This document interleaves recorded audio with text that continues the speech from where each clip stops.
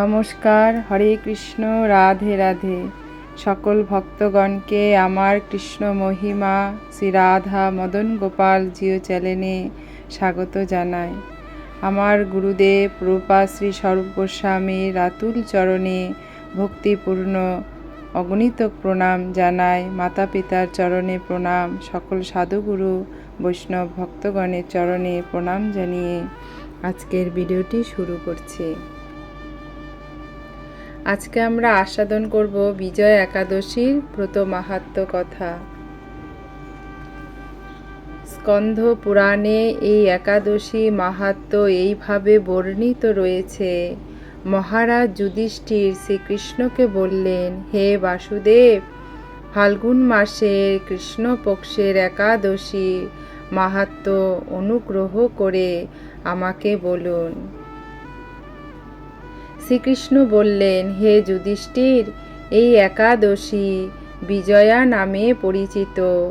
এই একাদশী সম্পর্কে এক সময় দেবর্ষি নারদ স্বয়ম্ভু ব্রহ্মাকে জিজ্ঞাসা করেছিলেন। তিনি এই প্রসঙ্গে যা বলেছিলেন তা আমি এখন তোমাকে বলছি। এই পবিত্র পাপ বিনাশকারী ব্রত মানুষকে জয় দান করে বলে বিজয়া নামে প্রসিদ্ধ। হরি বল। তাই বিজয় একাদশী করলে বিজয় নামে প্রসিদ্ধ হওয়া যায়, আর সেই বিজয় একাদশী মানুষকে জয় দান করে। হরি বল। পুরাকালে শ্রী রামচন্দ্র 14 বছরের জন্য বনে গিয়েছিলেন। সীতা ও লক্ষ্মণের সঙ্গে তিনি পঞ্চবটী বনে বাস করতেন। সেই সময় লঙ্কাপতি রাবণ দেবী সীতাকে হরণ করে। সীতার অনুসন্ধানে রামচন্দ্র চতুর্দিক ভ্রমণ করতে থাকেন। তখন মৃতপ্রায় জটায়ুর সাথে তার সাক্ষাৎ হয়। জটায়ু রাবণের সীতাহরণের সমস্ত বৃত্তান্ত রামচন্দ্রকে জানিয়ে মৃত্যুবরণ করে।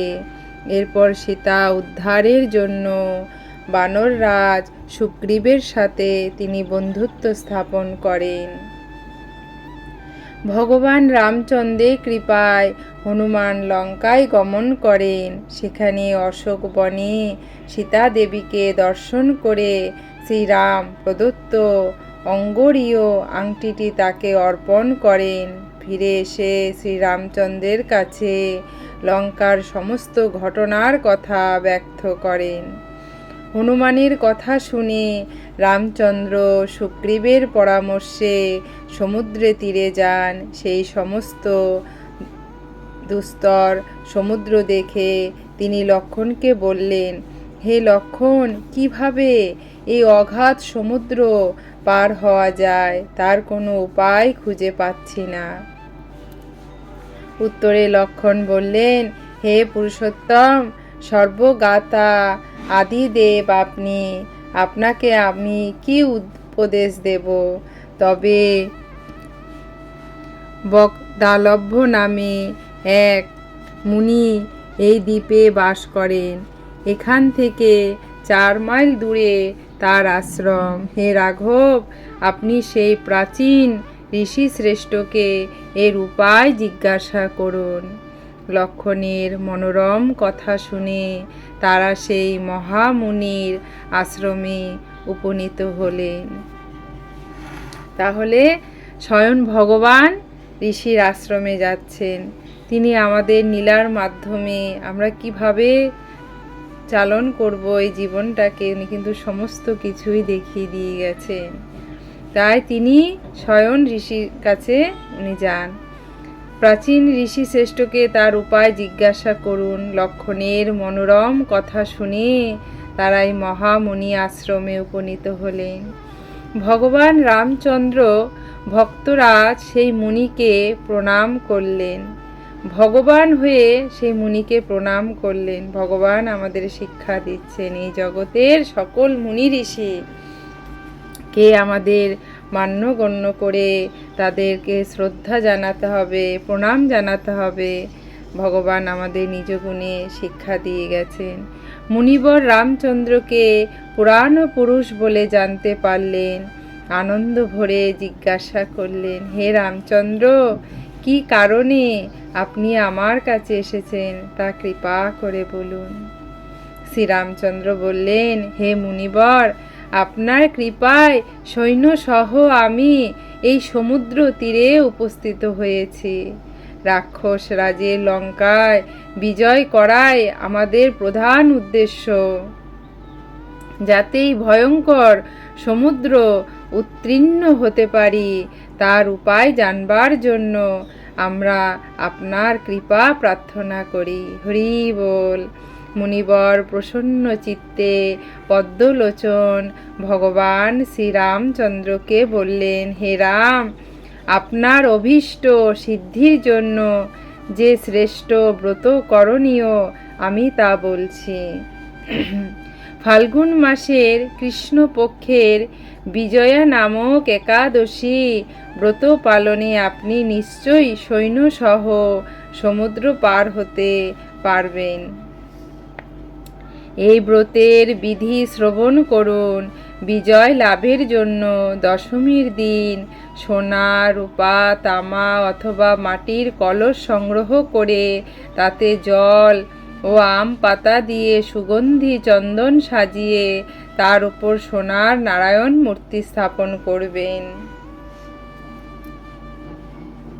একাদশীর দিন যথাবিধি প্রাতঃস্নান করে কলসের গলায় মালা চন্দন পরিয়ে উপযুক্ত স্থানে নারকেল ও গুবাক দিয়ে পূজা করবেন। এরপর গন্ধ, পুষ্প, তুলসীর ধূপ, দীপ, নৈবেদ্য ইত্যাদি দিয়ে পরম ভক্তি সহকারে নারায়ণের পূজা করে হরি কথা কীর্তনে সমস্ত দিন যাপন করবেন। রাত্রি জাগরণ করে অখণ্ড ঘি প্রদীপ প্রজ্বলিত রাখবেন। দ্বাদশীর দিন সূর্যোদয়ের পরে সেই কলস বিসর্জনের জন্য কোনো নদী, সরোবর বা জলাশয়ের কাছে গিয়ে বিধি অনুসারে পূজা নিবেদনের পরে তা বিসর্জন দেবেন। তারপরে এই মূর্তি বেদজ্ঞ ব্রাহ্মণকে দান করবেন। এই ব্রত প্রভাবে নিশ্চয়ই আপনার বিজয় লাভ হবে। ব্রহ্মা বললেন, হে নারদ, ঋষির কথা মতো ব্রত অনুষ্ঠানের ফলে তিনি বিজয়ী হয়েছিলেন। সীতা প্রাপ্তি, লঙ্কা জয়, রাবণের মাধ্যমে শ্রীরামচন্দ্র অতুল কীর্তি লাভ করেছিলেন। তাই বলছেন লঙ্কা জয় রাবণ বদের মাধ্যমে শ্রীরামচন্দ্র অতুল কীর্তি লাভ করেছিলেন।